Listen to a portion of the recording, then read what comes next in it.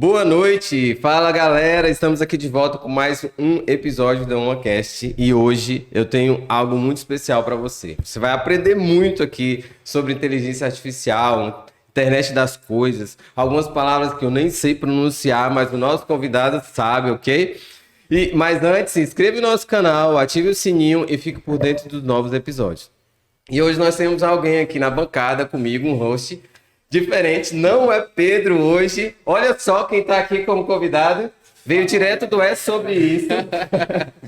Fala galera, sou o Edu. A gente vai aprender muita coisa aqui hoje. Creio que vai ser incrível. Pois é, o Edu ele veio direto do É Sobre Isso. Siga também o nosso outro podcast, ok? Tá muito bom. Não tá não, Edu? Tá incrível. Tá incrível, incrível. Polêmica, pra quem gosta de polêmica, vai lá, galera. Pois é, Edu, ele tá aqui hoje na cota, viu? Porque o dele é o da polêmica. Mais uma pessoa especial aqui. Vou deixar que ela se apresente, vamos lá. Bem, pessoal, primeiramente eu queria agradecer o convite de vocês, né? Que vocês me fizeram. Até que enfim saiu, né? Depois de tanto tempo. Depois de muitas remarcações, eu estou aqui presente. O nosso amigo Edu, que também foi meu aluno, Edu. Há um tempinho atrás eu fui aluno do Reinaldo. Foi o quê? Foi no jardim de infância, não, né? Não. Há 2 anos atrás. Bem, pessoal, eu sou o Reinaldo, sou engenheiro, também licenciado em Educação Tecnológica, né? Professor e empresário na área de tecnologia aqui na região oeste da Bahia. Tá vendo? O cara faz coisas, gente. E o cara faz tanta coisa que eu acho que ele teve que deixar algumas coisas. Você deixou um concurso público? Deixei 2, na verdade, né? O meu último recentemente foi um concurso público na área da docência, tem cerca de uns 6 meses, para apostar aqui na região oeste da Bahia, para investir na área de tecnologia aqui na oeste da Bahia, e acabei deixando esse que foi um dos meus grandes sonhos, que foi ser aprovado, exercer, mas aí acabei deixando, né? E você também, né? Tá na hora de deixar o serviço público, né? Será, cara? Eu também tô aí nesse planejamento, tô esperando aí a hora para ir só para a área de empreendedorismo. Olha, tá vendo, gente? Chega a gaguejei. Você é doido, velho. Mas é isso aí. O cara é muito especial, é um cara muito inteligente, muito inovador. Seu negócio é um negócio inovador, né? A gente já sabe disso. Mas eu quero saber como é que era o Edu na sala de aula. Ai, meu Deus do céu. Olha. Vamos lá. Vai. O Edu, ele sempre foi um ótimo aluno, né? Não tem o que dizer, Edu. Dava alguns trabalhos aí, mas nada com puxão de orelha venha resolver. Mas no mais, ele era um excelente aluno. Eu já sempre percebi esse desenvolvimento dele para a área de produção audiovisual. Já dei alguns conselhos na área de empreendedorismo e tá aqui, né? Na One com vocês. Isso, ó, vendo? Eu sou tímido. Realmente, o Edu é muito tímido. Reinaldo, você disse que era um grande sonho seu, a docência, e você teve que deixar. Mas e aí, não fica aquela saudade não, aquela vontade de voltar? Fica muita saudade. Inclusive, depois que eu saí do concurso público, eu voltei para o ensino de pós-graduação em uma instituição em São Paulo. E devido à correria, acabei largando novamente. Fiquei 6 meses aí, inclusive hoje. Hoje eu voltei para a sala de aula, ao convite da Uninasal, acabei voltando para o curso de análise de sistemas. Peguei apenas uma disciplina só mesmo para fazer esse processo de compartilhamento, de aprender com meus alunos e ensinar também. Então hoje eu estou voltando aos poucos, mas devido à correria não tive a possibilidade de pegar uma grade, como eu peguei na época do Edu. Mas estou aí, voltando aos poucos, e tem um processo de mentoria também que dou bastante, né? Tem a parte de carreira de profissionais de TI, que eu estou sempre fazendo troca de conhecimento com eles. Então a mentoria me faz me puxar um pouco para dentro da sala de aula. Não necessariamente preciso transformar vidas dentro da sala de aula, né? Em uma parede de 4 ambientes, a gente já consegue trabalhar isso de maneira efetiva. Ah, isso é muito bom. Também gosto muito da docência, mas eu vou voltar só quando o sistema mudar, para não ter mais prova para corrigir, nem ter trabalho para levar para casa. Aí eu volto. O trabalho administrativo da docência, ele é realmente cansativo, né? Se for só lecionar em si, era mais gratificante. Mas tem a correção das provas, às vezes tem que interpretar umas letras de determinados alunos, que dificulta um pouco o nosso trabalho. As minhas davam para ler de boa. Mas no mais isso, realmente, Salles. Gente, será que é meu celular que tocou aqui? Rapaz... O Gasparzinho, deixa eu ligar. Como você tá agora voltando, né, a dar aula, como que você vê essa área tecnológica nas escolas, né, aqui no Oeste, aqui no Brasil, como que você vê isso? Edu, uma grande pergunta, né? Que às vezes nós da área de tecnologia sempre nos questionamos como é que vai ser a evolução tecnológica no Brasil, como está sendo essa evolução. O Oeste ele tem grande déficit, isso é fato, né? A gente tem aqui poucos cursos na área de tecnologia. A nossa mão de obra, não só na minha área de atuação, mas como outros empresários da área de tecnologia, tem uma grande dificuldade de achar mão de obra. E existe uma grande carência em professores. Então, a gente tem hoje uma universidade pública aqui que às vezes fica 6 meses a 1 ano sem professores de programação. Isso também voltado para o ensino técnico, né? A gente tem instituições federais, estaduais, que também faltam professores. Recentemente, né, com a chegada da nova BNCC, né, na nova Base Nacional Comum, implantaram o pensamento computacional como disciplinas obrigatórias e importantes, assim como a matemática, né, dentro da grade curricular das séries iniciais. E aí a gente parte para a vertente de falta de professores. Quem vai ensinar esse pensamento computacional? Né? E aí algumas instituições públicas, em parceria com a OAB, né, que é a Universidade Aberta do Brasil, lançaram alguns cursos de licenciatura de computação e vários outros. Então, estão formando ainda professores para atender essa demanda ainda em escala alarmante da área de tecnologia no Brasil. Você traz além dessa questão da falta de profissionais, né, para essa área, a gente tem um problema, eu vejo como um problema, não sei se você me corrige, mas se a gente vai formar os professores agora ainda para um pensamento na área computacional e nós já estamos falando de inteligência artificial das coisas. Ou seja, a gente não vai pegar um pouco muito atrasado esse processo, não deveríamos acelerar isso ou transformar. Como você acha que deveria ser? Hoje a formação do profissional de tecnologia ele é algo bastante discutido, né? Alguns professores não estão prontos, outros já estão prontos, mas a demanda é muito alta. Não é à toa que o mercado hoje está contratando muitas pessoas, né, sem o ensino superior. Então a demanda é tão grande que essa necessidade ela passa a ser até vulnerável. Os profissionais estão entrando sem essa necessidade de ter formação. Aí eles viram autodidatas, né? Começam a trabalhar, estudar de maneira autônoma, tirar suas próprias certificações e viram grandes profissionais. Não dá para esperar esse avanço da educação no Brasil para que eles sejam grandes, né? Eu mesmo conheço grandes profissionais sem nível superior. Atuo hoje na Europa, em Portugal, de maneira efetiva, sem ter o diploma, sem ter um canudinho, vamos dizer assim. E além disso, para a área, nós sabemos que todo processo público tem concurso, aí tem salário. Normalmente o salário nunca vai ser tão atraente quanto o mercado. E vai ser muito difícil, né? Vai ser sempre muito difícil para o setor público acompanhar essa evolução, né? Eu vejo dessa forma, não sei se você concorda com isso. E você, tanto é que você saiu. Exatamente. Você vê que de uma forma que os grandes profissionais, o mercado vai ter que vai absorver muito rápido esse profissional, né? Tanto você começou falando sobre a dificuldade até para as empresas, não é isso? Desse profissional? Isso. Barreiras tem algo bem engraçado, né? Que apesar de eu ser empresário, também oferto muitas vagas para outras empresas como parceria, porque a gente não acha profissional. Então, esses dias eu me lembro que Barreiras teve uma vaga de coordenador de tecnologia em uma grande fazenda, né? Essa vaga, ela se abriu 3 vezes. Preenchia, saía, ou não preenchia. É uma incógnita. Mas a gente tem um grupo de tecnologia de profissionais aqui na região oeste, e meia volta essa vaga ia rodando. Ou seja, a gente tem um déficit muito grande, temos profissionais formados, mas bons profissionais são muito poucos. Então, às vezes, essa necessidade no mercado acaba agindo que a vaga fique rodando, voltando aí várias vezes aí aqui na região oeste da Bahia. Sério? Tá vendo, pessoal? Mas será se essa falta de profissionais bons não é por conta de onde ele está aprendendo, como ele está aprendendo, o assunto que estão ensinando, será que também não já está ultrapassado para o tempo de hoje? Sim, Edu, é uma ótima pergunta, né? Você que foi meu aluno, peguei bastante no seu pé. O problema é que as pessoas hoje acham que sair da uma universidade com um diploma de curso de tecnologia vai se transformar ele em um profissional, né? Então ele não vai sair com essas habilidades e competências lá de dentro, ele vai ter que buscar além disso para se tornar um grande profissional no mercado.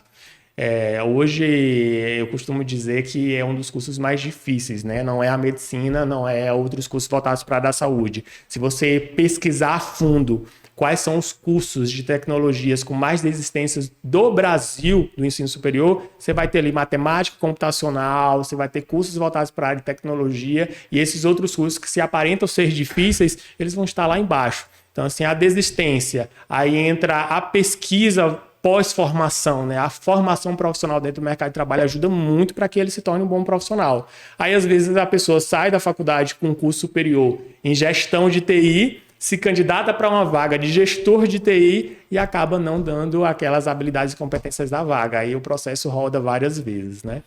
Isso é muito... É porque há uma carência, né? Há tanto carência profissional quanto os profissionais que estão se dedicarem àquela profissão que eles estão, né? Então, são áreas que, além dessa... Você que está dentro desse processo, é uma área que você sempre tem déficit de candidatos para as vagas? Sempre tem vaga, sempre tem déficit, né? A área de tecnologia tem um déficit, né? Deve ter vaga, exatamente. Tem muito déficit, muita vaga, né, para a área de tecnologia no Brasil inteiro, né? Você não precisa nem ser formado na área, basta ter algumas habilidades e competências, desde pensamento computacional, abstração, algoritmo, as empresas estão contratando. E os salários são bem generosos, isso eu posso afirmar para vocês. Meia volta eu recebo uma oferta de emprego aí pelo LinkedIn, o pessoal já joga o salário na cara, assim, 8 mil, e aí, vai querer? Então, assim, eu gosto de falar até esses valores aqui, porque tá realmente algo bem aplausível. 5 anos atrás, os meninos da informática, como costumávamos ser conhecidos, né, eram extremamente desvalorizados. Então, o salário era de R$1.800, R$2.000. Pós-pandemia, o cenário foi totalmente diferente. Então, houve um alavancamento aí na carreira da área de tecnologia e, possivelmente, também os grandes salários vieram.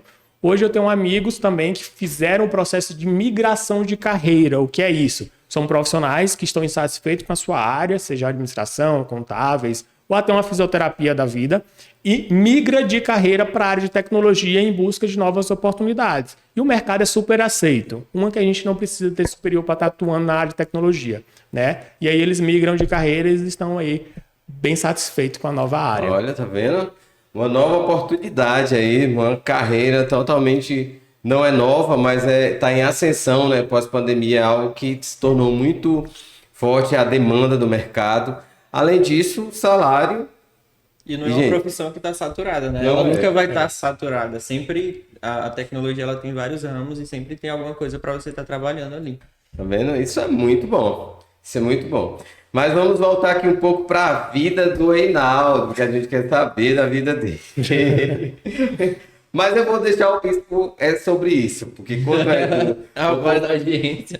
Quando for lá, o Edu vai fazer perguntas para ele lá no outro podcast sobre a vida dele. Aqui nós vamos ter a vida profissional dele, né? Hoje a gente tem o marketing 5.0, é algo muito, muito, muito falado, não é novo, mas já vem sendo discutido com mais afinco agora, depois da pandemia e durante a pandemia. E a gente fala muito sobre a internet das coisas, sobre dados. E nesse cenário, além das profissões, como você falou, surgiram novos negócios, né? E eu sei que o seu negócio faz parte desses novos negócios, né? Que surgiu com a internet, com os dados. Fala um pouco pra gente aí sobre isso, sobre a sua empresa. A Smart Home, ela é uma cereja, né? Do bolo aqui na região oeste, na área de automação residencial, né? A gente teve uma aceitação muito gratificante aqui na região. E com o novo marketing 5.0 ajudou bastante a nossa empresa a fazer um processo de imersão aí muito satisfatório. Falar sobre automação aqui na região oeste da Bahia é algo bastante promissor. Somos a primeira empresa aqui na região oeste da Bahia, hoje já em expansão para Luiz Eduardo, a gente tem Juazeiro e várias outras cidades, né? É um processo onde a gente educou o mercado imobiliário, o mercado de engenharia e arquitetura a receber. E aos poucos esse processo foi aceito, né, com bastante louvor. E algumas outras vertentes estamos aí abrindo para a área de LED e várias outras coisas. Falando sobre o marketing 5.0, que é essa nova vertente que está vindo aí todo mundo, a Smart ela foi feita e desenvolvida com uma perspectiva de marketing 5.0, onde ela veio pronta para ser franqueada. ela é um produto pronto para expansão em outros estados e outras cidades. Então, é uma empresa totalmente barreirense, onde a gente faz uma imersão aqui dentro na região oeste, na região do agro, né? Tem os nossos cases, nossa equipe, os nossos profissionais, a nossa mão de obra em Edu. E fazemos esse processo de expansão aí para os outros estados e as outras cidades na região. E está tendo uma aceitação bastante satisfatória. Você falou que precisou educar o mercado. Além disso, teve outros desafios que vocês enfrentaram, ainda enfrentam com a chegada da Smart Home? Sim, no início foi bastante difícil porque a gente tinha resquícios de outras empresas de automação aqui na região oeste da Bahia, de outras cidades, outros estados, né? Que vinham, faziam a implantação das tecnologias nas empresas e residências e voltavam para os seus estados. E o pós-venda era bastante dificultoso. Então, quando a gente chegou no oeste da Bahia, com sede própria, com matriz própria aqui, eles questionavam, vocês são daqui? Como é que vai ser o pós-venda? Vocês vão voltar? Eu preciso de alguém físico aqui. E a tecnologia, como vocês sabem, é um processo de evolução constante, né? A gente vai fazendo sempre o processo de aperfeiçoamento. Então, teve esse grande déficit, esse grande gargalo no nosso processo de desenvolvimento, mas nada que uma educação entregue a satisfação para os nossos clientes. É porque uma empresa nova, né, da cidade, gera essa desconfiança de acordo com isso, tudo que você já citou, né, de outras empresas que estiveram aqui e as pessoas, vai ser só mais um golpe e tal, né? Exatamente. Então realmente algo que é difícil transpor esse processo inicial.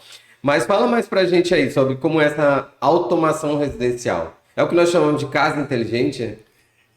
Hoje no mercado tem vários tipos de automação, né? A gente tem a famosa automação de brinquedo, que é aquela automação que você compra na internet, faz você mesmo, plug and play, que não é a que a gente trabalha. Na maioria das vezes, essa automação de brinquedo, ela vem a apresentar problemas futuramente, com 2, 3 meses, a famosa xing-ling, vamos dizer assim. Né? Quando a gente parte para automação residencial, empresarial de alto padrão, a gente tem todo o cuidado de preparar o cérebro daquela residência, o cérebro daquela empresa. Então, desde cabeamentos, módulos de compatibilização com a arquitetura e a engenharia civil é trabalhada para isso. Para que, em caso até de falta da internet, a sua automação funcione perfeitamente. Diferente dessas outras automações que você compra aí em alguns mercados de eletrônicos, né? Vamos dizer assim, que para de funcionar quando a internet cai. Então, hoje é possível ter toda a automação sem ter a internet. Exatamente, sem ter internet. A gente prepara um intranet dentro da sua casa que mesmo na ausência da internet vai funcionar perfeitamente. Interessante. Mas quando você fala preparar o cérebro de uma residência, você projeto arquitetônico, dá para fazer isso numa casa que já construída há algum tempo ou você tem que pegar a planta no início da construção? Dá para preparar sim. Mesmo com a casa pronta, a gente tem tecnologias compatíveis que entregam a mesma excelência de um gabeado. É claro que se você pegar desde o início da obra, vai te entregar muito mais conforto, satisfação e custo-benefício do que você fazer uma pós-obra. Mas hoje é possível sim você fazer automação sem fazer algumas intervenções na área da civil, quebrar alguma parede ou algo do tipo. É super tranquilo. Dá para chegar aqui em Barreiras, em alguma dessas casas, já mandar ela fazer tudo? Já. Depende da casa. Depende da casa. A gente tem dois públicos, né? A gente tem o público metade da casa e tem um público de toda a casa, né? Então, hoje tem clientes que desde sonorização na área da piscina, banheiro, quarto, tudo, é a casa full control, que a gente costuma falar. Eles automatizam por completo. E tem um cliente que é mais assim, mais tranquilo, vai para o gourmet, para a suíte, master, né? Vai para as empresas dele, para a sala de reuniões, não tem uma automação completa. E tem aquele cliente que sabe que vai usar automação futuramente e investe no cabeamento. E isso é muito fundamental. Uma vez que você edifica uma casa, preparar os projetos de automação entrega muito conforto em uma futura personalização da casa. Muito interessante. Dá para mandar ela abrir a porta, fechar o portão. Dá para abrir, dá para fazer tudo. Tá. Dá para esconder o amante? Não dá para esconder o amante. Porque pode... Gente, a minha pergunta não é para mim, entendeu? Porque alguém pode estar muito, muito, muito preocupado com isso numa casa inteligente. Já que a casa pode falar... Não dá para esconder, mas dá para ajudar. A depender da automação. A automação, né? Vai que o cara chega e já pergunta... E aí, Alexa, entrou alguém aqui? É um dos pedidos mais icônicos assim, nosso, né? foi um filho, né, que a mãe mandava ele dormir à noite e ele não dormia. E a casa dela era completamente automatizada. E ela, em uma ligação, ela me questionou, falou, Rinaldo, eu posso desligar o computador do meu filho pela automação? Aí eu questionei o porquê, né? Ela queria fazer aquilo. Não, porque eu mando ele dormir, ele não vai dormir, fica o dia todo jogando, a noite toda. Aí eu falei, tem como sim. Aí chega um certo horário, ele manda o filho dormir e ela acaba acessando a energia lá pelo aplicativo daquela tomada dele. Então ele não carrega mais nada, nem celular, nem computador. E aí esse é um dos casos mais... Desde ferro de passar, que o cliente quer o ferro de passar automatizado, que ele sempre esquece o ferro ligado. Então tem várias coisas assim bem legais. Mas esconder o amante não tem como. Não tem como. Aí, gente, ó. A casa vai ser inteligente, mas não tanto, viu? Porque tem gente que tem dúvida, né, Lúcio? É bom a gente ser a voz da audiência. A voz da audiência, ok. E de onde veio essa ideia da Smart? Assim, você viu a necessidade, mas você mesmo, por que você decidiu trabalhar com isso? A automação, na verdade, residencial, a automação em si, ela não é nova em Barreiras, né? Ela já vem aí desde as indústrias na qual eu venho, né? Eu atuei muitos anos na indústria do agronegócio, na área de tecnologia, então a automação industrial era muito forte para nós. A automação de processos, redução de processos era algo muito forte. Quando veio a Smart veio de uma viagem. Veio de uma viagem para Casa Cor, um grande amigo meu, Érico, um abraço para o meu amigo Érico, por ter me levado na Casa Cor. E o tema da Casa Cor daquele dia era tecnologia. E eu observando algumas tecnologias implantadas, eu falei, nossa, não é nada mais, nada menos do que a gente já fazia na indústria, né? Então eu atuava na indústria na época ainda, trouxe a Smart com apenas um filhozinho, um feto, vamos dizer assim, para Barreiras, foi aceito.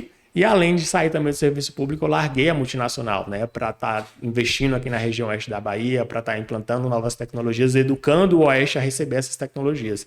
Então veio de uma viagem, a Smart, esse sucesso veio de uma viagem aí a Casa Cor em Salvador. Olha que interessante. Cara, você falou algo aí sobre deixar, né, um trabalho, deixar um concurso para a área de empreendedorismo, né? E a gente tem muito isso, e a gente tem muita gente que pensa isso, mas ao mesmo tempo tem muito medo, né? O que você, como alguém que já passou por esse desafio, fala para essas pessoas? Porque foi fácil. Não foi fácil. E esse conselho vai ser para você também. Olha, a pessoa já está acusando aqui, viu, né? Esse conselho vai ser para você também, que você nunca largou, já te pedi para sair do serviço público, né?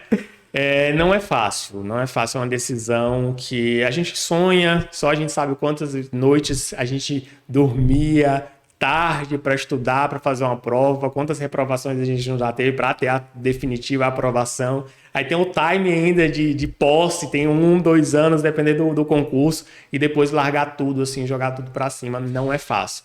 Mas o que eu queria dizer é que existe públicos e públicos. Eu estava super confortável no serviço público. Então, eu vinha de uma multinacional onde solicitava muito de mim, projetos na América Latina, várias outras coisas, e eu fui para um serviço público onde meio que o meu cérebro atrofiava, vamos dizer assim, era todo aquele processo mecânico, você entende bem o que eu estou falando. Sim. Aí eu falei, nossa, eu preciso dar um basta nisso. E esse basta ele foi procrastinando durante anos. Né? E até um belo dia, a Smart já me deu o sinal algumas vezes, e aí o último sinal dela, eu cheguei tanto para a multinacional quanto para o concurso público, estou saindo. Isso sem cumprir aviso prévio, sem nenhuma outra vertente, entendeu? Mas não é uma decisão fácil, não. Uma decisão bastante... Às vezes eu ainda penso em voltar, eu falei assim, deixa eu voltar para o conforto aqui da vida boa, mas empreender vale bastante. E você atua mais aqui no mercado de construção? Hoje a gente tá tendo uma grande vertente na Smart, né? Mas a gente tem um outro projeto que é o Núcleo de Proteção de Dados, né? Aqui na região oeste da Bahia. Que é uma outra empresa sua. Exatamente, que é uma outra empresa onde eu atuo atualmente como oficial de proteção de dados, em parceria com outros escritórios jurídicos. A gente tem hoje grandes escritórios, desde o Pacheco Queiroz ao Geraldo Nunes, que são escritórios especialistas em suas áreas, e defendem a Lei Geral de Proteção de Dados, né, que é a Lei 13.709, a mais nova lei aí sancionada pelo nosso Michel Temer ainda, só que só entrou em vigor agora em 2018, aí veio a pandemia mais uns 2 anos, veio misturando aí por conta de alguns processos. Mas a Lei Geral de Proteção de Dados tem bastante aceitação aqui na região oeste da Bahia. É um processo educativo, né? Mas ainda falta profissionais para estar atuando conosco aqui nessa missão de proteger as empresas, né? A gente já tem vários cases de invasões a empresas daqui da região do oeste da Bahia, que a gente defende, algumas a gente acaba auxiliando nesse processo, mas ainda tem muito ainda que se educar. Bastante mesmo. Bastante. Isso é importante, né? A gente, quando, a lei de proteção de dados, ela tem mais uma vertente de proteção, assim, da empresa ou necessariamente do cliente ou do usuário que deixou os dados ali? Como é que funciona o núcleo dela, assim, em si? Hoje a lei é igual ao Código do Consumidor, né? Ela fica do lado do cliente. Quando a gente fala da Lei Geral de Proteção de Dados, a gente está falando dos dados dos titulares, das pessoas físicas que têm os seus dados ali dentro da organização.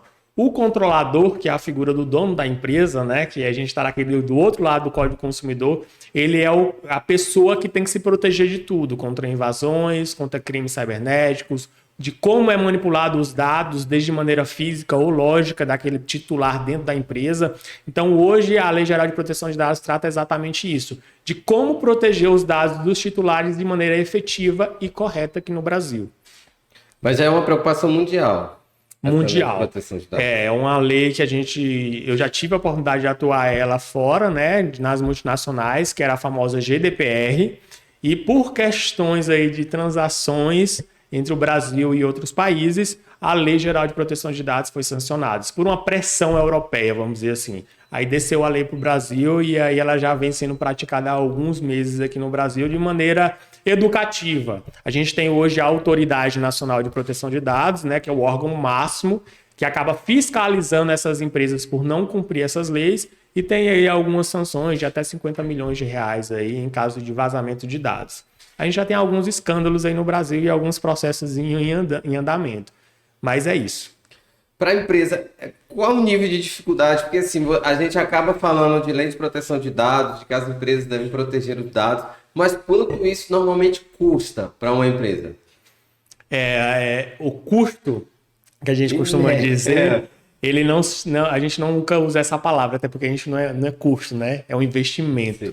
Né? Então, quando a gente fala assim, vamos investir em um firewall para proteger sua empresa, é a mesma coisa de investir em uma cadeira para o conforto do seu sócio, dos seus funcionários. Então, o investimento na parte de tecnologia, ela deve partir para isso. Primeiro, enxergar a área de tecnologia como investimento e não como um custo, não como um setor que está ali só tirando, né? Até porque a gente tem como os principais ativos hoje de uma empresa os dados. Não é nem um cofre cheio de dinheiro, né? Hoje um cofre cheio de dinheiro você recupera. Mas imagina se um laboratório tem os seus dados, exames pessoais de colaboradores e pessoas físicas vazados da internet. Não tem valor que cubra isso. Então a gente tem que se preocupar bastante com isso. Então quando a gente traz a parte de segurança da informação, a gente tem um grande déficit de investimento dos empresários, que eles enxergam como um custo, né, que não deveriam, mas na maioria das vezes um processo educativo ajuda bastante. Mas hoje a gente tem esse déficit gigantesco aí de investimento. Você tem dados assim, de quanto, mais ou menos, de empresas no Brasil ainda não fez esse trabalho, não se preocupou com esse investimento? Acredito que as grandes empresas elas já estão aí bem cientes, né? Até porque os invasores eles ficam de olho onde tem mais dados. Isso também não quer dizer que as pequenas empresas não estão sendo visadas por esses invasores. Pelo contrário, essas pequenas empresas eles já têm total controle, né? Eu vejo as empresas do oeste da Bahia, inclusive, hoje não está bem melhor, como se todas as empresas não tivessem portas. Né? Você imagina uma vitrine de uma loja sem porta, onde a pessoa entra lá a qualquer momento e consegue roubar as roupas, vamos dizer assim. No mundo virtual é exatamente dessa maneira. Não existe bloqueio das portas, as portas estão abertas, não existe firewall, não existe política de segurança da informação. Então é um processo educativo que muitas das vezes não é nem valores a serem investidos, mas sim da parte da educação do profissional de tecnologia, da gestão, do programa interno de governança de tecnologia que deve ser necessário e implantado. Interessante. Já aconteceu de ter alguma empresa que não investiu nessa proteção, os dados serem vazados e depois te acionarem para você resolver o problema? Já, bastante. viu? Já aconteceu alguns clientes nossos de nossa equipe técnica solicitar um investimento naquela área, em determinado produto, para proteger a empresa, até por conta do histórico da empresa, que já vinha tendo algumas invasões. E o cliente achar um pouco caro o investimento, Fique claro. fique claro, e passasse alguns 6 meses e ela sofreu uma invasão. É lógico que a gente deixa todo muito bem resguardado, tudo que a gente contabiliza e conduz o cliente para aquela implantação, e aí a gente passa esse processo aí para acontecer de maneira efetiva.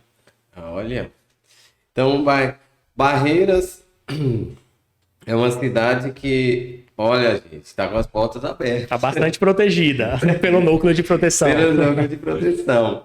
E vocês vão lá e instalam, ou a sua empresa, ela trabalha necessariamente com as instalações de todos os equipamentos e tudo, ou ela trabalha mais com essa forma, a parte mais jurídica, junto com os escritórios?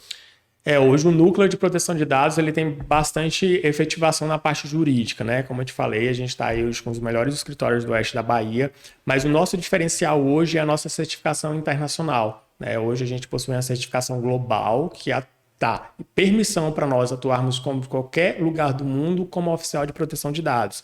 Então a gente tem um diferencial, a gente tem os cases das grandes empresas, que são os nossos clientes na qual a gente atuava, né?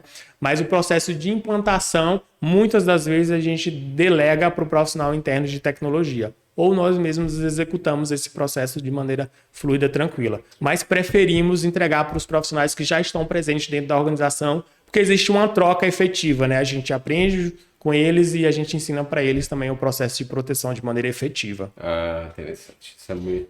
Quer perguntar? Não, eu ia perguntar se, na sua opinião, os profissionais de TI, eles estão preparados para atuar nessa área aqui no Oeste?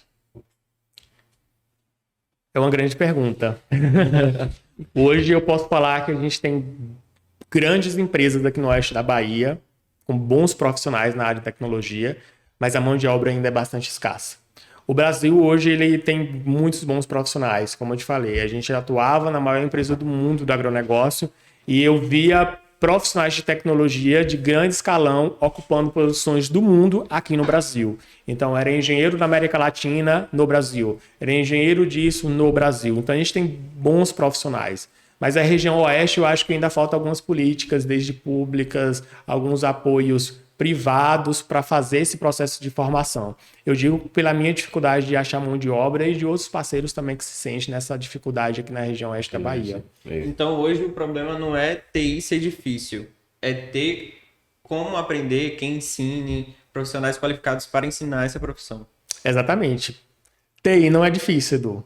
TI não é difícil. As pessoas acham assim, eu não sei programar, eu não vou entrar na área de TI, mas existem várias outras vertentes. Tem a área de Data Science, tem a área de desenvolvimento de pessoas, tem outros Technical Recruits, que é uma migração agora da área de psicologia. Então, muitos profissionais de psicologia estão se profissionalizando na área de tecnologia, até para poder fazer o processo seletivo desses profissionais de tecnologia, que é muito difícil você contratar um profissional de tecnologia sem saber as habilidades e competências deles. E aí existem várias outras vertentes, mas até aí hoje não é difícil. O que falta mesmo é mais incentivo do Brasil, aqui na região oeste, com alguns cursos de formações, congressos. Eu acredito que esse ano a gente deva vir aí com bastante congressos na área de tecnologia, bastante simpósios, bastantes eventos aí, para que a gente possa fomentar esse processo educativo e evolutivo aqui na região oeste da Bahia. Porque às vezes muita gente não está investindo ou não se preocupa porque ouve a palavra, né? Ouve LGPD do nada assim, mas o que é isso? Por que eu devo se preocupar? Eu tenho visto, por exemplo, o marketing. O marketing, a gente tem os dados, as pessoas fazem e-mails, mandam e-mails, conseguem uma lista de e-mails, conseguem lista de WhatsApp para mandar o WhatsApp. E aí? Porque tudo isso não pode, né, com a LGPD. Essa coisa solta assim, né? Exatamente. A venda de dados é algo que mais acontece. Inclusive aqui na região oeste da Bahia, a gente tem um caso bem interessante que eu vou contar para vocês, de um profissional dentista da área da saúde foi em uma determinada escola solicitar alguns dados de algumas crianças, vamos dizer assim, para sortear planos e tal, procedimentos estéticos, sem um consentimento dos pais. E os dados de crianças, elas são tratados de maneira bem efetiva perante a Lei 13.709. Então, ela diz que você precisa ter permissão dos pais. E alguns dentistas solicitaram, coletaram, e foi bem uma mãe onde tinha conhecimento da lei. E aí foi questionado de onde ela conseguiu os dados, como foi conseguiu, de quem deu a autorização. Então, assim, essa venda de dados no Brasil, ela vai acabar. Fora do país já era bem efetiva. Aos poucos o Brasil vai aí com a consciência de algumas pessoas e a sapiência de outras, vai entregando aí algumas sanções aí, alguns processos nas costas de alguns profissionais. Mas aos poucos vai acontecendo de maneira educativa. Ah, interessante. Esse profissional, ele podia pegar a lista dele aqui de celular e mandar mensagem sem tirar, se ele tivesse os dados aqui no celular, também é permitido ou não? Usar isso para propaganda? Para fins comerciais, não. Para fins comerciais, não. Por exemplo, a gente tem um vínculo bem próximo. Vamos dizer que eu falo assim, Pedro, me forneça aí o dado de um telefone de contato de determinado cliente seu para mim fazer uma venda. Eu não posso. Já estou infringindo a lei. Você está compartilhando uns dados sem um consentimento do titular. Mas a partir que eu falo, Pedro, me passa o contato de determinada pessoa para me convidar ela para um casamento ou para um aniversário, não tem fins comerciais. Então eu posso fazer essa transação tranquilamente. Mas é lógico que a ciência da pessoa é sempre importante ter, né? Nesse caso, né? Vendo? Porque senão o negócio fica bagunçado. Bagunçado, né? Fica bagunçado, então não dá. Então aí você tem duas empresas agindo em duas áreas bem... outro ponto aqui. Porque se o marketing 5.0 ou a inteligência das coisas, tudo hoje tem dados. Todos os aplicativos. E a ideia dos aplicativos aqui, que a gente baixa e tá tudo aqui. Esse tanto de dados que a gente fornece e a gravação. E como funciona tudo isso dentro da lei? O engraçado é que vocês aprovam isso todos os dias. Isso, então esse negócio tem da paciência. Vocês aprovam isso todos os dias. Você baixa um aplicativo, você já dá o termo de aceite lá no compartilhamento de dados sem você ler. Nem lê o que tá, só vai. Exatamente. Era pra ler, gente? Era pra ler. As letras miúdas servem pra ler. Quando a Lei Geral de Proteção de Dados veio para o Brasil, até o próprio WhatsApp, né, ele passou por um processo aí de desenvolvimento porque ele não aceitava a Lei Geral de Proteção de Dados. Então ele fazia transações entre o Facebook, aquele grupo Meta, né, Facebook, Instagram e várias outras plataformas deles, sem sequer o consentimento aprovado. Então ele passou por um processozinho aí de adequação até a nossa lei falar assim, não, agora você está adequado.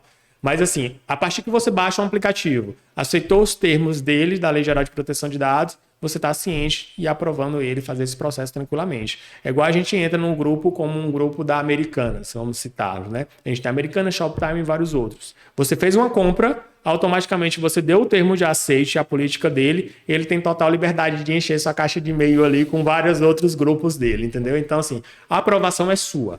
Você dando a aprovação, eles têm total direito. Não dá para alegar que não leu? Não dá para negar.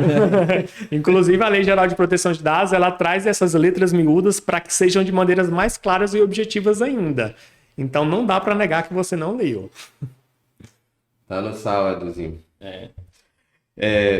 Agora tem um outro assunto aqui que eu quero tratar com você. Inteligência artificial. Tá bastante alta aí. E aí, e agora, como é que... tem o chat GPT, na verdade. Tem uma galera que tá desesperada, né? Porque diz que a inteligência artificial vai vir e vai desempregar todo mundo. Qual que é a sua visão sobre isso?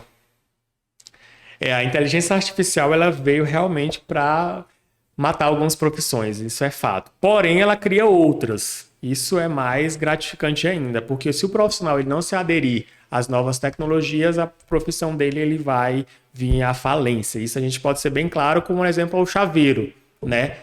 Era uma profissão bastante utilizada. Faz uma cópia da minha chave, faz isso, aquilo. Hoje as fechaduras digitais é por biometria, é por senhas, é por tag. Então a profissão do chaveiro ela está começando a entrar em extinção com essa nova tecnologia de fechaduras digitais.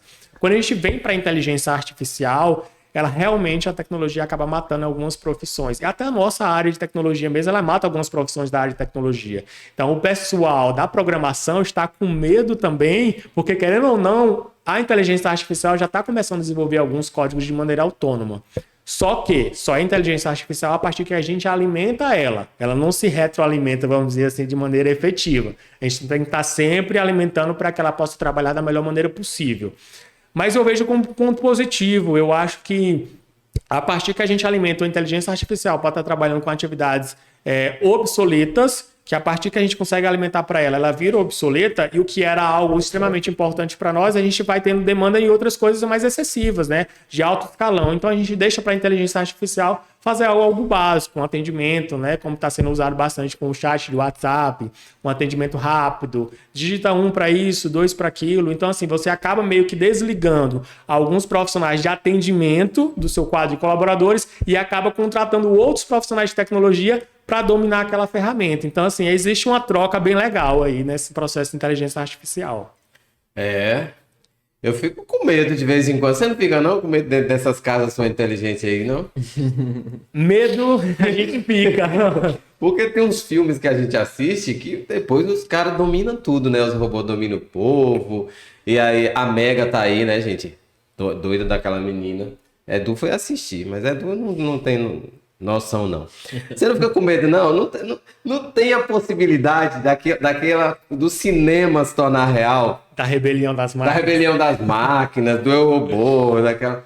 Não, eu acho que a gente trabalhando com bastante ética voltada para desenvolvimento de inteligência artificial, eu acho bem improvável que isso aconteça. Mas a tendência é algo realmente mais próximo aí do desenvolvimento humano, né? De nos ajudar, nos auxiliar na área da saúde, nos auxiliar na área do desenvolvimento, mas nada que venha substituir o cérebro humano. O cérebro humano é algo muito perfeito para ser desenvolvido ali de uma maneira super rasa como é a inteligência artificial, que a gente pode dizer isso. O cérebro ele tem uma capacidade muito maior que a inteligência artificial, então as pessoas não precisam se preocupar com isso. Ela veio para ficar, isso é fato, ela veio para ficar, mas nada para substituir algumas profissões de alto escalão. O cérebro humano nunca vai ser substituído. Quando a gente fala de inteligência artificial, a gente dá aquela ideia que é algo muito absurdamente superior. Mas a gente pode ver a inteligência artificial no nosso dia a dia, né? Uma coisa bem simples, num aplicativo, na Netflix. Quando você vai desbloquear o celular, ele desbloqueia o seu rosto. Isso é uma inteligência artificial. Entendeu? Às vezes a gente fala como se fosse algo muito assim, distante, algo muito... que nós não convivemos com isso ainda. Como, né, quando a gente fala assim, vai substituir, vai fazer isso, como se fosse algo bem sempre futurista, né? Na verdade, ela já está no meio. Já está presente, exatamente. Há anos, né? Há anos. Há anos. Que não tínhamos essa discussão, nem tínhamos essa presença, que eu acho que a pandemia também acelerou esse processo todo, né? Acelerou bastante. A inteligência artificial, a IA, né, ela já é presente em grandes partes dos celulares, né? Às vezes você digita uma coisa e quando você pensa, ela já está escrevendo para você. Isso é inteligência artificial te entregando algo que você poderia ter algum trabalho de digitar o término da palavra, vamos dizer assim. Mas é algo bem vivenciado ao longo do tempo, mas agora, pós-pandemia, a explosão da área da tecnologia no Brasil, veio essa forte marcante, ainda mais com o chat GPT agora, né? E outras profissões, né? Hoje a gente tem uma graduação de inteligência artificial, né? O MEC aprovou recentemente 12 novos cursos de graduação voltados para a área de tecnologia, justamente para suprir essa necessidade da área de tecnologia, e dentre elas a gente tem inteligência artificial, data science, code, hacking ético. Então a gente tem assim vários cursos voltados para a área de tecnologia e para suprir essa demanda no mercado. Olha, isso é muito bom, né? Sinal de que essa preocupação, como você falou antes, não tem que ter essa preocupação com ser substituído, né? Mas ao mesmo tempo, a gente não tem que ter a preocupação de ser substituído, mas ao mesmo tempo a gente tem que querer se atualizar nesse processo, né? E às vezes talvez seja distante chegar nesse ponto, né? Então, às vezes a pessoa deve dizer assim, não, mas então não vai ser para mim. Porque qual é o ponto que eu quero chegar? É que dentro desse conceito as pessoas vão perder alguns empregos, como você falou, do chaveiro. Então, quanto tempo essa pessoa teria para se atualizar, ou ela ficaria fora do mercado para sempre, em algumas áreas? O conselho que eu dou para os profissionais hoje é comece ontem, porque o tempo está passando e na velocidade da área de tecnologia, até 2 meses atrás a gente ainda tinha um celular V3, né, da Motorola, e hoje a gente tem celulares com telas super dobráveis. Então, assim, comecem ontem a estudar tecnologia, e não só profissionais de tecnologia, mas profissionais da contabilidade, profissionais da administração, profissionais da saúde, todos eles devem ter o pezinho bem imerso ali dentro da área de tecnologia para poder se desenvolver como os grandes profissionais na sua área. A gente, nossa região, a gente tem conversado, falado sobre essa questão da educação, do polo de educação que é o Oeste hoje, né, que é Barreiras hoje. Mas ainda a gente vê todos os cursos, os pré-vestibulares, a gente vê a ideia central da cidade voltada para a medicina. E quando você vai, se você for falar mais aqui, você vai dizer, não, que aquela forma da medicina ali já está ultrapassada, agora é a internet da medicina, né? Exatamente. Mas é isso, eu acho que um grande problema é que desde quando você começa a estudar, porque hoje as escolas elas não te ensinam, não tem uma campanha ali para que você comece a pensar nisso, trabalhar com tecnologia. Hoje é só aqueles conteúdos que já são conteúdos, nem todos, né, mas a grande maioria ultrapassados, que hoje, se você for para o ensino médio, eu estou estudando a mesma coisa que você estudou. Então, eu acho que nas escolas não tem tanto tempo assim, viu, gente? Nas escolas não tem esse incentivo dos alunos para entrarem para a área da tecnologia. Vai começar agora, né, com a nova Base Nacional Comum, né? Esperamos um bom resultado. Mas é isso que nossos filhos vão ver ainda, né? É uma base implantada agora.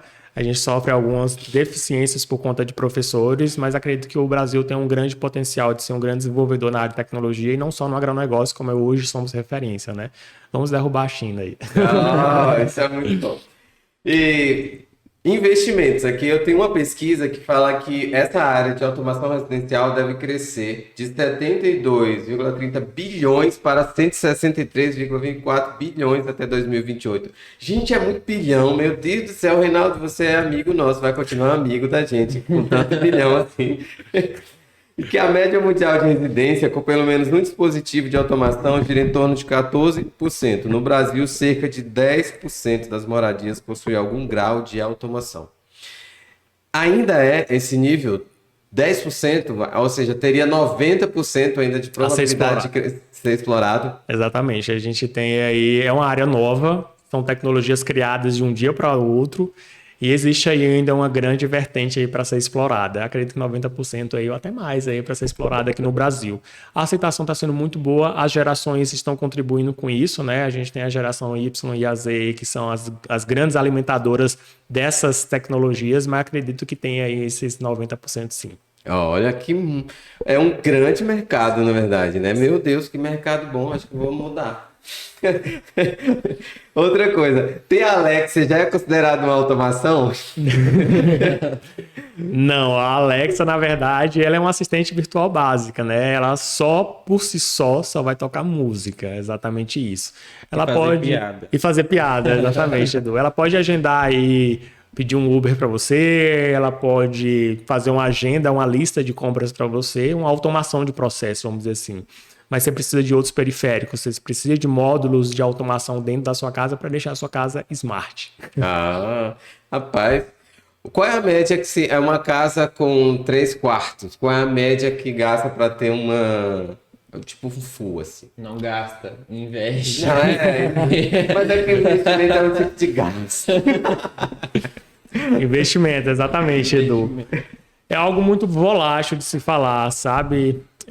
Uma casa de 3 cômodos vai depender muito do perfil do cliente. Então, a gente tem cliente que gosta de sonorização do banheiro à sala de estar. Então, é bastante volátil, assim. Então, eu não consigo definir um valor exato, assim, para falar R$1.000, R$2.000. Não tem um valor sem fazer a pesquisa com o cliente, sem investigar a necessidade dele. A gente costuma dizer que a gente não quer vender o produto, ao menos que ele vá usar. Então, se ele não for usar, a gente acaba não fazendo a venda para ele de maneira efetiva. Porque ele consideraria um custo depois. Exatamente. Ficaria com raiva de um... Exatamente. Depois não dá para tirar, né? Se ele usa todo dia a caixinha de som dele no banheiro, lá no teto, então é um investimento. Assim como ele usa o chuveiro dele todos os dias. Olha, eu acho que não dava nem para ouvir uma música, porque eu banho tão rápido. Será se banha? Pois é.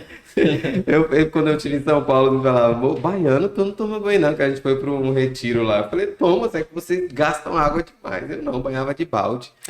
Falar de banhar de balde, você era de onde, Reinaldo? Você é de onde? Daqui de Barreiras você não, né? Não sou de Barreiras. Eu sou de Botirama, terrinha aqui próximo. Sou natural de Botirama, passei um tempo em Salvador. Depois vim para cá para assumir alguns projetos aqui na Cargill.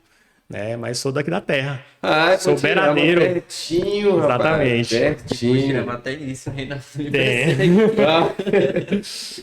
Sou de Botirama. Ah, tipo, smart. Tem uma casa smart. Mas existe outros tipos de automação? Além de residencial, algo que não seja totalmente smart ou não? Sempre vai ser smart. Sempre vai ter a IoT, né? Que é a internet das coisas, né? A automação por si só, que é que a gente costuma dizer, ela é a união de todas as tecnologias em um único só núcleo, em um único só kernel, em um único só aplicativo. Se você coloca seu sistema de câmeras em um aplicativo separado do seu sistema de automação, a gente não tem automação. Você tem uma déficit aí de acessar um aplicativo de câmeras e um outro para acessar a sua iluminação. Então, o ideal é a gente unificar tudo para entregar a automação completa da casa em um único só aplicativo. A ideia é essa. Sobre a smart e não smart, a casa precisa ser smart, ela precisa ter esse acesso de conectividade. E mesmo com a ausência da inteligência, da internet, ela vai funcionar perfeitamente. E não é perigoso você deixar a sua casa toda automatizada? Qualquer pessoa pode chegar e falar, Alex, abre o portão. Ou tem alguma proteção que você consegue ativar pelo comando de voz da pessoa? Como que funciona isso? Existem algumas criptografias que a gente consegue implantar, assim, viu, Edu? Para dar mais segurança para casa, para dar mais proteção, desde códigos, palavras-chave, senhas nos apps, né? Você tem acesso à vida da pessoa, você tem acesso às câmeras da casa da pessoa, tem acesso à iluminação, à cascata de piscina, à bomba de piscina, tudo. Então, assim, existem senhas, criptografias que a gente entrega a máxima segurança para os nossos clientes. Dá para esquentar o chão, assim, o piso? Dá. Hoje a gente tem uma tecnologia, uma manta que a gente coloca sobre o chão e em cima vem um porcelanato, o revestimento e ele aquece o chão tranquilamente. Gente, meu Deus do céu, tá vendo aí? Eu quero um negócio desse. Aqui em Barreiras, pra que você vai querer esquentar o chão? Não, a pessoa Um calor desse. Eu não vou responder o Edu, não. Viu? Mas a gente tem clientes do sul que querem esse chão quente, né, Edu? Edu, se eu pudesse ter, eu botava até fogo. Com automação em Barreiras. Você vai ver minha casa no futuro. Ok. E aí, como é o futuro? Você vai franquear? Já tem projeto, já tem investidor? Como é que tá esse ponto aí da Smart? Já hoje a gente tem expansão para 3 estados, né? Já em processo de investimento, em processo de edificação, está fechando o portfólio já para fazer a entrega. Então é uma prospecção no Brasil aí de próximo ano, final desse ano para o próximo ano, de umas 4 Smart aí no Brasil, né? Hoje a gente já tem 3, em pouco tempo de 1 ano e meio. E em mais de 2 anos a gente tem mais umas 4 aí colocadas no Brasil inteiro, entregando tecnologia de alto padrão para os nossos clientes. Olha que negócio interessante. Você franqueou mesmo? É uma franquia? Ou é como se fosse uma... Como é que eu quero falar a palavra? Se é a palavra agora. Aí vai ter que cortar desse jeito, né? Uma filial. É um processo de franquia mesmo. A gente está entrando no processo de franqueamento para estar disponível para os outros estados e tal. As 3 iniciais, Barreiras, Luiz Eduardo e Juazeiro, são nossas de filiais, mas as 4 que estão por vir vai ser um processo de franqueamento tranquilamente. A pessoa vai poder vir adquirir sua franquia e levar para o estado da sua cidade. Muito, muito interessante, muito massa. É muito legal ver todo esse processo, toda essa criação, toda essa mudança de vida que você teve para todo esse processo. E é algo acertado, né? Algo assim que é novo e você não pretende, como se diz assim, criar outra empresa na área de inteligência artificial ou não? Você vai, por enquanto, parar nesse processo aí das casas? Tô querendo voltar para o serviço público. Eu acho que é direto. Não, brincadeiras à parte, a Smart ela vai ser a nossa cereja, né? Como eu falei no início do podcast, mas não tenho nenhuma expectativa de criar outra marca. A Smart ela vai ser fortificada aí durante o Brasil, aí, durante os longos 2, 3 anos. E ficar com sede aqui em Barreiras, acredito que a gente vai ter uma grande sede. Gerar emprego aqui para a região oeste da Bahia. Tem aí uma coisa muito forte. Exatamente. Toda a equipe de engenharia vai ficar aqui, né? A equipe técnica tem que ficar nas cidades, isso é fato, mas a equipe de engenharia que vai produzir os projetos vai ficar em Barreiras. Então a gente tem essa missão de desenvolver o oeste da Bahia e deixar nossa sede, nossa matriz aqui. Olha que legal, tá vendo? Botirama aí, ó. A galera de Botirama que tá assistindo aí, ó, segue a gente aí no canal, tá bom? Votirama representando. Votirama representando. Reinaldo, é muito legal falar com você, cara, muito bom. Agora, o que você fala sobre esse chat GPT? O chat GPT, ele é um sucesso e ao mesmo tempo um medo, né? Tanto da parte da educação quanto da parte do empreendedorismo, né? Educação porque hoje a gente consegue produzir um artigo literalmente lá com poucas palavras. Ele entrega uma dissertação, ele entrega tudo certinho. Existe até alunos que estão entregando trabalhos pelo chat GPT. Aí a gente entra naquela parte que é voei do marketing aqui agora, que é o que faz as postagens. Social media. Copyright. Ah, tá. O copyright. A galera tá usando bastante o chat GPT para produzir textos de copyright. Então, assim, eu acredito que tem uma grande vertente, mas eu acho hoje no chat GPT que ele vai funcionar como se fosse uma calculadora, né? Hoje a gente sabe fazer as contas na mão, né? Mas a gente vai ali na calculadora para facilitar o acesso. Quando a gente vai para o chat GPT, a gente pode até produzir os textos de maneira não tão efetiva quanto ele. Mas a gente tem um teor, um conteúdo para fornecer para ele devolver. Então, a partir que você alimenta, é igual a calculadora. Ele vai te trazer o mais certo, o mais de excelência possível. Sem fragmentação, sem erros nenhum. Não vejo ele como uma ameaça. Lembrando que sempre precisa ter alguém ali para estar fazendo a manutenção. Ele não vai fazer a coisa sozinho. Exatamente. É igual a calculadora, né? Ela parada, ela é inofensiva. Ela não calcula nada. Exatamente. Eu estava até vendo que seria o fim do marketing de conteúdo, né? Da produção de conteúdo. Mas eu também creio nisso que você está falando. Eu acho que realmente, por mais que seja especial, mais que seja, a utilidade é algo assim que não dá para calcular ainda, tanto que aquilo pode ser útil num processo, né? Mas ainda assim você vai precisar, como o Edu falou, de alguém, de uma mente que pense ali a respeito daquilo, né? E como o chat vai surgir outros logo, outros chats, outro processo, outra tecnologia, e nós vamos sobrevivendo aqui, a parte humana do mundo. E o que você fala aí que a gente não tem abordado aqui? Você tem um momento que você pode abordar qualquer coisa que a gente deixou de falar aqui para que as pessoas possam... Eu acho que a carreira de tecnologia está tendo um grande crescimento, não só na região oeste da Bahia, mas no Brasil inteiro. E dizer para quem está aí apostando nessa carreira que comece a estudar. Eu acho que hoje a área de data science, a área de mineração de dados, né, está tendo uma área de grande crescimento. Não precisa programar para trabalhar com tecnologia, né? É uma das frases que eu costumo dizer. Você não precisa saber nada de código, apenas saber o desenvolvimento do pensamento computacional e ter força de vontade. Né? Que aí você consegue chegar em grandes salários, grandes empresas, grandes vertentes aí, ter uma carreira de sucesso dentro da área de tecnologia. Então, hoje o conselho que eu dou para vocês, Edu foi meu aluno na área de informática, né, Edu? E aí foi para a área de marketing, mas eu sei que você tem um pezinho ali na área de tecnologia. Mas que invistam, que eu acredito que a área de tecnologia tem tudo para ser uma nova medicina aí do Brasil. Olha como é lá fora, né? Isso. E não tem como voltar atrás, né? Não tipo assim, não tem como a gente imaginar voltar atrás. A gente tem que continuar seguindo e se desenvolvendo nessa área. Exatamente. Porque imagine se a gente dissesse, não vai ter mais celular hoje. Não tem como. Não tem como voltar atrás. Tem como mesmo, não. Então, só desenvolver, só crescer. Eu ia perguntar... eu já perguntei aqui. A pergunta da audiência era quanto custava. Ele disse que não dá para calcular quanto custa. Quanto custa? Eu quero que você fale... Eu acho que a gente pode falar mais sobre o quê? Que eu queria que você desse um conselho. Sobre lei de proteção de dados, assim. Porque a gente fala sobre isso e normalmente a gente vai tratar como grandes empresas como um laboratório, por exemplo, mas a micro e pequena empresa, o micro e pequeno empresário, né? Como é que ele vai partir? De quem que ele vai partir para ele fazer uma gestão ou uma análise da sua empresa?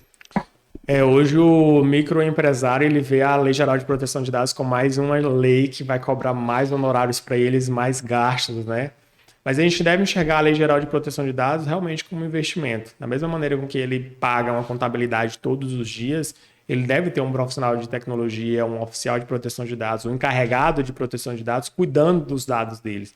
Em caso de escândalo, né, as nossas experiências na Europa, a gente tem empresas aí na Europa que sofreram vazamentos que não têm valores mais que consigam reerguer aquela empresa. Ela já está com o valor da sua imagem muito defasado. Então, para o pequeno empresário que tem esse medo e controla, trata dados extremamente sensíveis, eu acho que vale a pena inserir o oficial de proteção de dados, assim como o seu contador, que é mensal, dentro do seu pacote de investimentos aí da empresa. Ele precisa ter o profissional na sua empresa ou não? Não necessariamente que ele precisa ter o profissional dentro da empresa. Ele pode ter o profissional terceirizado, como é muitas das funções do núcleo de proteção de dados aqui na região oeste da Bahia, ou como ele pode ter ele efetivo. Se ele delegar uma profissão, um profissional lá dentro da empresa, como profissional de oficial de proteção de dados, ele vai ter que fazer uma mudança dentro do quadro de trabalhadores para que delegue ele como oficial de proteção de dados, para que ele tenha físico. Mas fora a parte, na maioria das vezes, dos pequenos empresários, ele acaba terceirizando para nós o núcleo de proteção. Isso também se aplica ao setor público? Exatamente. Aplica sim ao setor público. Quando estava lá em cima, eles ainda queriam tirar o serviço público do meio da jogada, né? Mas aplica sim, desde universidades públicas, entidades, instituições públicas, cartórios, mistos e vários outros, precisa ter esses tratamentos de dados de maneira efetiva. É lei. Não tem ninguém que escape, não tem nenhum órgão que vai escapar. Olha, né? É interessante saber disso, né? É interessante ouvir você falando isso, né? Porque a gente pode esclarecer melhor para as pessoas, porque ela talvez já pense que tem que ter alguém trabalhando ali, né? Não existe tamanho, basta ter dados de um titular, ela já tem que obedecer. Exatamente. Controlou dados de titulares, ela precisa ter um oficial de proteção de dados. Saiu agora recentemente uma nova liminar, vamos dizer assim, né? Que estipula pequenas empresas dando a liberdade para elas escolherem ou não. Mas o ideal é que todas as empresas entrem aí nessa onda e façam a adequação completa da Lei Geral de Proteção de Dados para se prevenir aí de futuros escândalos, vamos dizer assim. Olha. Rapaz, E vamos para o One, né? O One já deu. E a ONU tem proteção de dados? Pois é. Meio que tem, que é Pedro que cuida disso. Pedro, responde aí depois embaixo.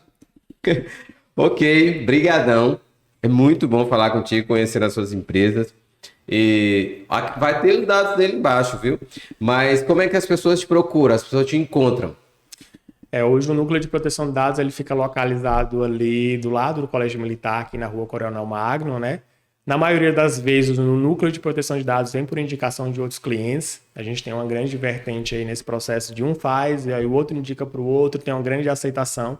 E até mesmo pelos profissionais de tecnologia, né? Eles entendem a seriedade do nosso trabalho, eles acabam participando do processo de adequação, aprendem bastante conosco e acabam indicando para outros profissionais de tecnologia, e esse processo está sendo aí bem educativo em cadeia aqui na região oeste da Bahia. Não só aqui em Barreiras, mas em outras cidades e outros estados já temos cases e clientes de excelência. Ótimo. Parabéns. Muito, muito, muito boa a sua história. Eu te desejo sucesso. Sucesso, que sua empresa se torne uma grande marca que ela nasceu para ser, né? E eu não vou perguntar muita coisa para Reinaldo, porque ele tem um futuro aqui, né? Logo, logo vai lançar um canal também. Sim, vamos trabalhar juntos. Vamos trabalhar, então, senão ele acaba contando tudo aqui no OneCast. E aí vai ficar sem assunto, porque o cara deve ter pouco assunto, imagine. O cara que fala de tecnologia, professor, aguentou o Edu na sala de aula. O Edu foi difícil. O Edu foi difícil, viu, pessoal? O Edu foi muito difícil aguentar na sala de aula, mas a gente não vai entrar em detalhes, hein, Edu? Valeu, obrigadão. Quer falar alguma coisa, Edu? Não, só agradecer. É incrível sempre conversar com o Reinaldo e é isso. Obrigado, pessoal, pelo convite. Precisar à tua disposição. Tá ótimo, obrigadão. Pois é, pessoal, mas olha a história desse cara, olha o negócio. Você viu que ele tem espaço para você ter uma Smart, você pode ter um franqueado da Smart Home e tá vendo? Você pode ter um sucesso com uma marca dessas, uma tecnologia. Então, siga o Reinaldo, colhe nele, você vai aprender bastante. Ele é um empreendedor de sucesso, já é um empreendedor de sucesso e vai construir muito mais. É uma ideia, é uma história inspiradora e que eu tenho certeza que ela vai inspirar você e vai inspirar outras pessoas. Então, compartilha, ok? Obrigado.